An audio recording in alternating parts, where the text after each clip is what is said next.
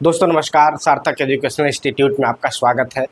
जैसा कि आप जानते हैं कि हम आपके लिए टेंस की सीरीज लेकर के आते हैं और आज हम आपको बताने वाले हैं पास्ट परफेक्ट कंटिन्यूअस टेंस। इससे पहले हमने आपको बता दिया है पास्ट परफेक्ट टेंस। आज हम पास्ट परफेक्ट कंटिन्यूअस टेंस पढ़ेंगे, इसकी पहचान पढ़ेंगे, इसके फार्मूले को पढ़ेंगे, सेंटेंस का ट्रांसलेशन करके हम आपको बताएंगे, आपको सिखाएंगे। आइए वीडियो को शुरू करते हैं। Past perfect continuous tense. Past means भूत, परफेक्ट मीन्स पूर्ण, कंटिन्यूअस मीन्स लगातार, टेंस मीन्स काल, मतलब पूर्ण लगातार भूतकाल। सबसे पहले हम देखेंगे इसकी पहचान क्या है।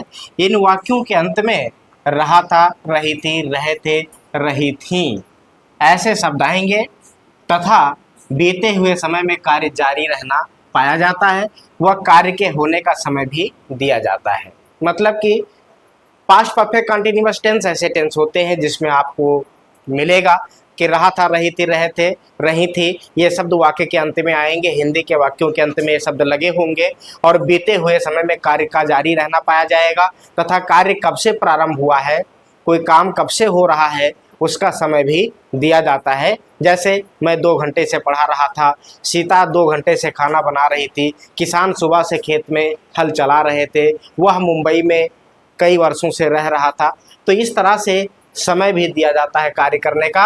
लेकिन कार्य होने का जो समय होता है, कार्य प्रारंभ होने का जो समय होता है, वो 2 प्रकार से होता है। एक होता है निश्चित और एक होता है अनिश्चित। इन सभी तमाम चीज़ों को हम इस वीडियो में आज सीखने वाले हैं, जानने वाले हैं और होने वाला है हमारे लिए, आप सबके लिए ट्रांसलेशन बिल्कुल ईजी। जुड़े रहिए और अंत तक हमारे वीडियो को देखते रहिए। हम सिखाते हैं आपको ट्रांसलेशन बनाने का सबसे शानदार, बेहतरीन और आसान तरीका। तो मैंने बताया इन वाक्यों के अंत में रहा था, रही थी, रहे थे और रही थी आदि शब्द आते हैं तथा बीते हुए समय में कार्य का जारी रहना पाया जाता है, वह कार्य के होने का समय भी दिया रहता है, जैसा हमने आपको बताया। और मैं आपको बार बार बताता हूं कि कोई भी प्रकार का टेंस हो, उसके 4 प्रकार के सेंटेंस होते हैं, अफर्मेटिव, नेगेटिव, इंट्रोगेटिव और इंट्रोगेटिव नेगेटिव। ये चारों प्रकार के सेंटेंस अलग अलग फार्मूले पर बनते हैं, इनके अलग अलग रूल्स होते हैं। यद्यपि रूल्स बहुत ज़्यादा डिफरेंट नहीं होते हैं, थोड़ा बहुत परिवर्तन होता है, लेकिन हमको उस रूल्स को जानना बहुत आवश्यक होता है। विदाउट रूल्स हम ट्रांसलेशन नहीं कर सकते हैं। इसके अलावा और तमाम चीज़ें ज़रूरी होती हैं, सब्जेक्ट, वर्ब, ऑब्जेक्ट, ये सब क्या होते हैं, इनका हम कहाँ पर यूज़ करते हैं, कहाँ पर यूज़ नहीं करते हैं, किस सब्जेक्ट के साथ में कौन सी वर्ब लगाते हैं, ये तमाम चीज़ों की आवश्यकता पड़ती है जिसे सीखना रहता है। आइए हम इस वीडियो में बताते हैं कि पास्ट परफेक्ट कंटिन्यूअस टेंस का ट्रांसलेशन कैसे बनता है। सबसे पहले हम आपको बताते हैं अफर्मेटिव सेंटेंस। देखिए, सबसे पहले हम देखेंगे अफर्मेटिव सेंटेंस। अफर्मेटिव सेंटेंस का मतलब होता है, अफर्मेटिव सेंटेंस का मतलब होता है स्वीकारात्मक वाक्य। स्वीकारात्मक वाक्य, स्वीकारात्मक वाक्य मतलब ऐसे वाक्य होते हैं जिसमें किसी कार्य के होने की बात को स्वीकार किया जाता है, किसी कार्य के स्थिति के बारे में बात को स्वीकार किया जाता है, इसीलिए इसको कहते हैं अफर्मेटिव सेंटेंस। अफर्मेटिव सेंटेंस का फार्मूला क्या है? फार्मूला बहुत ज़रूरी है। जब तक आप फार्मूला नहीं जानेंगे तब तक के लिए यह आसान नहीं होगा आपके लिए। फार्मूला यदि आप जान गए तो आप बिल्कुल आसानी से शिफ्ट करके सेंटेंस का ट्रांसलेशन कर सकते हैं, बहुत आसानी से। इसका जो फार्मूला है अफर्मेटिव का, हम सबसे पहले क्या लिखेंगे? सब्जेक्ट लिखेंगे और इसके बाद में लिखेंगे हैड बीन। सब्जेक्ट के बाद में लिखेंगे हैड बीन। हैड बीन सभी प्रकार के सब्जेक्ट के साथ में यूज किया जाएगा। सभी प्रकार के सब्जेक्ट के साथ में आप लगाएंगे हैड बीन और वर्ब के फर्स्ट फॉर्म में क्या लगाएंगे? आईएनजी फॉर्म लगाएंगे और फिर लिखेंगे ऑब्जेक्ट और ऑब्जेक्ट के बाद में लिखेंगे सिंस और फार और इसके बाद में लिखेंगे टाइम। ये आपका अफर्मेटिव सेंटेंस का फार्मूला है। समझ गए ना? सब्जेक्ट लिखेंगे, सब्जेक्ट मतलब किसी कार्य को करने वाला व्यक्ति या जिसके विषय में कुछ कहा जाता है।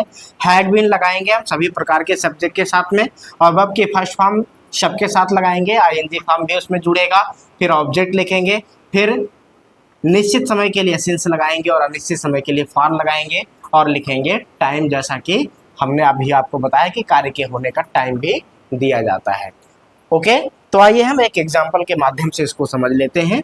जैसे लिखा हो राजेश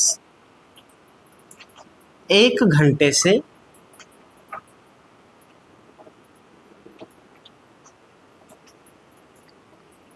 खेत में काम कर रहा था। देखिए रहा था आ गया है, उसके अलावा समय भी दिया गया है। इससे पता चलता है कि ये सेंटेंस जो है पास्ट परफेक्ट कंटिन्यूअस टेंस का है, मतलब affirmative sentence past perfect continuous tense का है। ठीक है ना। अब इसका ट्रांसलेशन बनाना कोई कठिन थोड़ी ना है, बिल्कुल आसान है। नीचे जो फार्मूला लिखा हुआ है उसी में इसको शिफ्ट कर देना है। जैसे सबसे पहले हमको देखना है कि सब्जेक्ट इसमें कौन है। तो भैया खेत में काम कौन कर रहा था, तो राजेश कर रहा था, तो राजेश हो गया सब्जेक्ट। तो हम लिखेंगे सबसे पहले राजेश।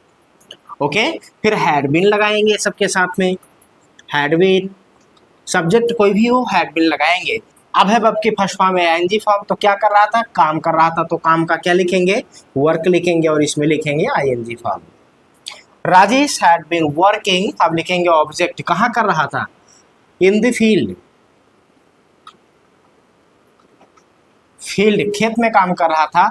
सिंस फार क्या लिखेंगे, 1 घंटे से, ये अनिश्चित समय है क्योंकि 24 घंटे में वो कोई 1 घंटा होगा जिसमें काम कर रहा होगा। कौन सा घंटा है पता नहीं है, इसलिए जब घंटे की बात आ जाए 4 घंटे से, 2 घंटे से, 1 घंटे से, तो ये होता है अनिश्चित समय। इसके लिए लगाते हैं हम फार, तो लिखेंगे फार। अब देखिए Rajesh had been working in the field for an hour. ठीक है, फॉर एन आवर, ये इसका हो गया ट्रांसलेशन। चलिए एक हम और देख लेते हैं, एग्जाम्पल नंबर 2, इसको फर्स्ट कर दीजिए। मैं 1990 से दिल्ली में रह रहा था। देखिए रहा था आ गया है, और काम कब से हो रहा था, 1990, समय भी दिया गया है। इससे पता चलता है कि ये सेंटेंस भी पास्ट परफेक्ट कंटिन्यूअस टेंस है। इसका हम ट्रांसलेशन कैसे बनाएंगे, सबसे पहले लिखेंगे सब्जेक्ट, सब्जेक्ट की जगह पर मैं की अंग्रेजी आई लिखेंगे, और फिर इसके बाद हैड बीन लगाएंगे, आई हैड बीन, और फिर वर्ब की फर्स्ट फॉर्म लिखेंगे। वर्ब की फर्स्ट फॉर्म है रहना, रहने की अंग्रेजी होती है लिव, तो इसमें लिखेंगे living. I had been living in, फिर कहाँ, दिल्ली में, in Delhi, I had been living in Delhi. अब देखिए समय दिया गया है निश्चित, बिल्कुल फिक्स है, 1990 है, तो हम इसको लिख देंगे, और इसके साथ लगाएंगे हम क्या, फार की सिंस, सिंस लगेगा क्योंकि ये निश्चित समय है। तो I had been living in Delhi since 1990। ये हो गया इसका ट्रांसलेशन। अफर्मेटिव सेंटेंस ऐसे ही बनते हैं, कुछ नहीं करना है, सीधा सब्जेक्ट और सबके साथ में लगाएंगे हैड बीन, वर्ब के फर्स्ट फॉर्म, या आप इसको कह सकते हैं वर्ब की फोर्थ फॉर्म, आईएनजी फॉर्म को फोर्थ फॉर्म भी बोलते हैं। इसको लगाएंगे, ऑब्जेक्ट लिखेंगे, जिसके साथ कार्य हो रहा होता है वो शब्द ऑब्जेक्ट होते हैं, उसको लिखेंगे। फिर समय निश्चित है तो सिंस, अनिश्चित है तो फार लगाएंगे, टाइम लगाएंगे, और सेंटेंस को आप इस फार्मूले में शिफ्ट कर देंगे, आपका ट्रांसलेशन बन करके तैयार हो गया। ये है आपका अफर्मेटिव सेंटेंस। अब हम आपको बताते हैं नेगेटिव सेंटेंस। अब देखेंगे नेगेटिव सेंटेंस। नेगेटिव सेंटेंस को हम हिंदी में कहते हैं नकारात्मक वाक्य। नकारात्मक वाक्य ऐसे वाक्य होते हैं जिनमें किसी कार्य के ना होने की बात की जाती है, ऐसे सेंटेंस नकारात्मक वाक्य कहलाते हैं। ऐसे सेंटेंस में या तो ना शब्द या नहीं शब्द जुड़ा होता है, तो समझ लीजिए वो नकारात्मक सेंटेंस कहलाता है, नेगेटिव सेंटेंस कहलाता है। नेगेटिव सेंटेंस बनाने का जो फार्मूला है, सबसे पहले हम फार्मूला वही लिखेंगे जो अभी मैंने अफर्मेटिव में बताया है, सिर्फ इसमें हम नॉट यूज करते हैं, नॉट यानी कि बढ़ा देते हैं। सब्जेक्ट फिर had plus not plus been, verb के first form plus ING form, और ऑब्जेक्ट लिखते हैं, सेंस ऑफ ऑल लिखते हैं, फिर टाइम लिखते हैं। ये आपका है नेगेटिव सेंटेंस का फार्मूला। इस फार्मूले को रखना बहुत जरूरी है, it is very important for you. If you want to translate easily then you should have to learn this formula, otherwise it will be very difficult for you. इसलिए मैं आपको बार बार कहता हूँ कि इसे आप जरूर नोट करके रखें, इसको लर्न कर लें। एग्जाम्पल नंबर 1 में लिखा है, जैसे मैंने कहा था कि नहीं या ना शब्द लिखा होगा तो नकारात्मक होगा, इसमें देखिए नहीं लिखा हुआ है इसलिए नकारात्मक है। पक्षी तालाब में 3 घंटे से नहीं नहा रहे थे, रहा था, रही थी, रहे थे। अगर ऐसे शब्द आए तो ये पास्ट परफेक्ट कंटीन्यूअस होता है अगर समय दिया हो तो 3 घंटे समय भी दिया है, रहा, रही, रहे, थे भी दिया है। तो सीधा हम लिखेंगे पक्षी का, लिखेंगे दी बर्ड्स, दी बर्ड्स, पक्षी रहे थे, तमाम है ना, तो रहे थे से पता चलता है कि तमाम पक्षी हैं, तो दी बर्ड्स। अब इसके साथ लिखेंगे हैड, फिर नाट लिखेंगे, फिर बीन लिखेंगे, जैसा कि ऊंचे फार्मूला लिखा हुआ है। सब्जेक्ट हो गया the birds, had not been लिख दिया मैंने, हैड नाट बीन। फिर अब के फर्स्ट फॉर्म में आईएनजी फॉर्म, तो क्या कर रहे थे, नहाने की अंग्रेजी होती है बाथ, तो यहाँ पर लिखेंगे बाथिंग, इसमें आईएनजी जोड़ देंगे। The birds had not been bathing, कहाँ पर, तालाब में, तो लिखेंगे इन द पॉन्ड।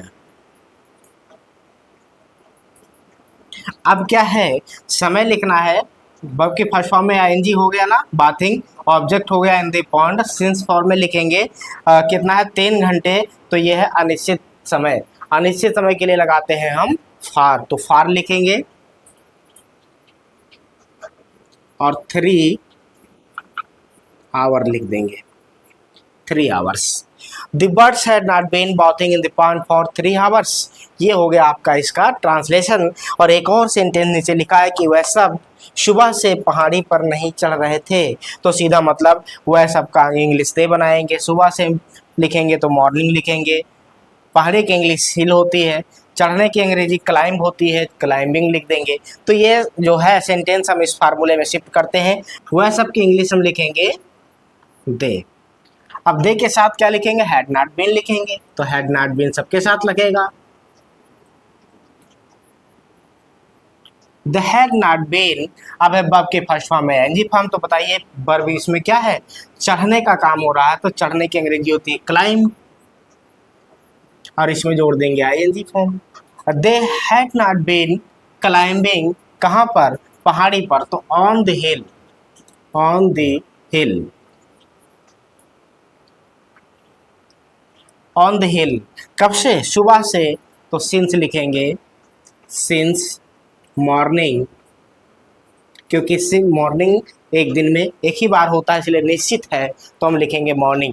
मॉर्निंग हो, आफ्टरनून हो, नून हो, इवनिंग हो, नाइट हो, ये सब एक दिन में एक ही बार होता है इसलिए सभी निश्चित होता है। बाकी 2 घंटे, 4 घंटे, काफ़ी दिनों से, कई दिनों से, काफ़ी देर से, कुछ देर से, ऐसे सारे शब्द अगर आते हैं तो समझ लीजिए फार लगाए जाएंगे, क्योंकि यह अनिश्चित समय को बताने वाले शब्द होते हैं। तो इस तरह से मैंने आपको बता दिया है नेगेटिव सेंटेंस। बताते हैं इंट्रोगेटिव सेंटेंस और इंट्रोगेटिव नेगेटिव सेंटेंस। अब हम देखेंगे इंट्रोगेटिव सेंटेंस। इंट्रोगेटिव सेंटेंस को हम हिंदी में कहते हैं प्रश्नवाचक वाक्य, यानी ऐसे सेंटेंस जो क्वेश्चन पूछने का काम करते हैं, उनका ट्रांसलेशन हम पास्ट परफेक्ट कंटिन्यूअस टेंस में कैसे बनाएंगे, उसका हमने फार्मूला भी लिखा है। लेकिन याद रहे, ये जो इंट्रोगेटिव सेंटेंस होते हैं ये 2 प्रकार के होते हैं, यस नो टाइप क्वेश्चन और WH टाइप क्वेश्चन। हिंदी के ऐसे वाक्य जिसमें क्या शब्द पहले लिखा होता है, सबसे पहले क्या शब्द होगा, तो समझ लीजिए यस नो टाइप क्वेश्चन है। यस नो टाइप क्वेश्चन का मतलब होता है उसका आंसर यस नो टाइप में दिया जाता है, इसलिए उसको यस नो टाइप क्वेश्चन कहते हैं। दूसरा होता है WH टाइप क्वेश्चन, यानी ऐसे क्वेश्चन, ऐसे सेंटेंस जिसके बीच में कब, कहाँ, कौन, कैसे, क्यों, कितना, ये सब क्वेश्चन वर्ड बीच में आएंगे, तो हम इसे कहते हैं WH टाइप। दोनों का हम फार्मूला के साथ ट्रांसलेशन बना करके दिखाते हैं, बड़ी आसानी से आपको समझ में आ जाएगा। देखिए यस नो टाइप क्वेश्चन जो होता है उसका फार्मूला सबसे पहले हैड, फिर सब्जेक्ट, फिर बीन लिखेंगे। हैड बीन पहले साथ में लिखते थे, अब यहाँ क्या करेंगे, हैड को पहले लिखेंगे और फिर सब्जेक्ट, फिर बीन लिखेंगे। बाकी सारा सिस्टम वही होगा, वर्ब की फर्स्ट फॉर्म में ING form, object, since for और टाइम प्लस क्वेश्चन मार्क जरूर लगाएंगे। ये हमारा है यस नो टाइप क्वेश्चन। मैंने कहा था हिंदी के वाक्य में पहले क्या शब्द लिखा होगा वो क्या क्या यहाँ पर लिखा हुआ है, लेकिन याद रहे क्या के इंग्लिश व्हाट नहीं बनाएंगे। ये जो हैड है, ये हैड हेल्पिंग वर्ब भी यहाँ पर लिखी जाएगी, और हम ट्रांसलेशन करके देख लेते हैं। हैड है तो हैड लिखेंगे सबसे पहले, हैड। सब्जेक्ट यहाँ पर है वह, तो वह की अंग्रेजी लिखेंगे ही, फिर लिखेंगे been, had he been.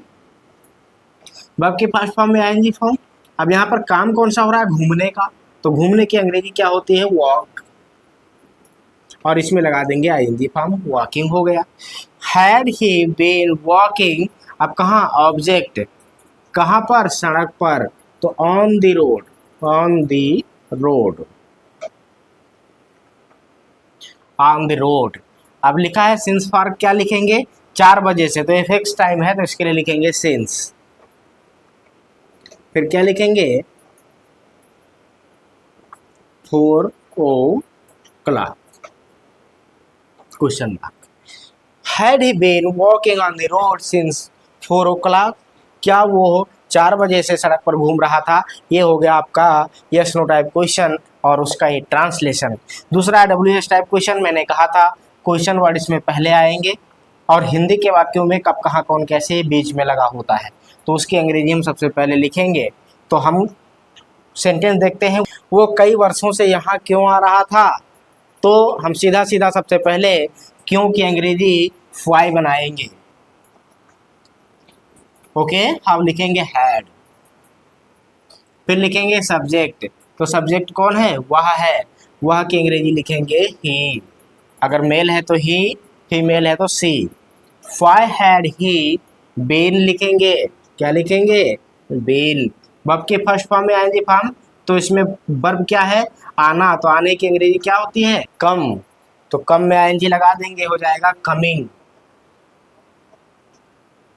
Y had he been coming, कहाँ पर हेयर, यहाँ के अंग्रेजी हेयर लिखेंगे। Why had he been coming here, अब क्या है सिंस फॉर में क्या लगाएंगे कई वर्षों से है, तो ये अनिश्चित समय है तो लिखेंगे for many years, many years question mark. Okay, कोई दिक्कत, कोई परेशानी, कोई समस्या, कोई प्रॉब्लम मुझे लगता है नहीं होगी। अब इसके बाद में सिर्फ बचता है इंट्रोगेटिव नेगेटिव सेंटेंस, उसमें कुछ नहीं है। इंट्रोगेटिव तो मैंने बता ही दिया, प्रश्न पूछा जाता है, और नेगेटिव सेंटेंस यानी इंट्रोगेटिव नेगेटिव सेंटेंस उसमें काम के ना होने की बात होती है, यानी सिर्फ नहीं शब्द जुड़ता है और उसकी अंग्रेजी नाट जुड़ जाती है। कहाँ जुड़ जाएगी, सब्जेक्ट के तुरंत बाद में नाट जुड़ जाएगा, इसमें भी सब्जेक्ट के बाद में तुरंत नाट जुड़ जाएगा, बाकी कोई परिवर्तन नहीं करेंगे। जैसे लिखा है क्या वो 4 बजे से सड़क पर घूम रहा था, और इंट्रोगेटिव नेगेटिव सेंटेंस यदि इसका हम बनाएंगे तो हो जाएगा क्या वो 4 बजे से सड़क पर नहीं घूम रहा था, तब इसकी अंग्रेजी बनाएंगे had he not been walking on the road since 4 o'clock। अब इसके बाद में इसमें अगर हम देखेंगे वो कई वर्षों से यहाँ क्यों आ रहा था, इसका अगर इंट्रोगेटिव नेगेटिव बनाएंगे तो हो जाएगा वो कई वर्षों से यहाँ क्यों नहीं आ रहा था, इसका ट्रांसलेशन बना देंगे why had he not been coming, यहाँ नॉट जोड़ देंगे, not been coming here from many years, बाकी कोई परिवर्तन नहीं करेंगे। इस तरह से आपका अफर्मेटिव नेगेटिव इंट्रोगेटिव और इंट्रोगेटिव नेगेटिव सेंटेंस बनता है। इंट्रोगेटिव नेगेटिव मैंने नहीं बताया है, सिर्फ नॉट लगा करके आप बना लीजिएगा। अगर कोई दिक्कत आती है तो कमेंट बॉक्स में कमेंट करिएगा, हम आपके सारे क्वेश्चन का जवाब जरूर देंगे। मुझे उम्मीद है कि वीडियो आपको पसंद आई होगी और ट्रांसलेशन बनाने का फार्मूला जो कि मैंने इसमें बताया है आपने लिख लिया होगा, रट लिया होगा, और आपके लिए ट्रांसलेशन बनाना अब ईजी हो जाएगा। आप ऐसे ही हमारे साथ जुड़े रहें। हम मिलते हैं नई वीडियो में एक नए टेंस के साथ में, तब तक के लिए लेते हैं आपसे विदा। नमस्कार, जय हिंद।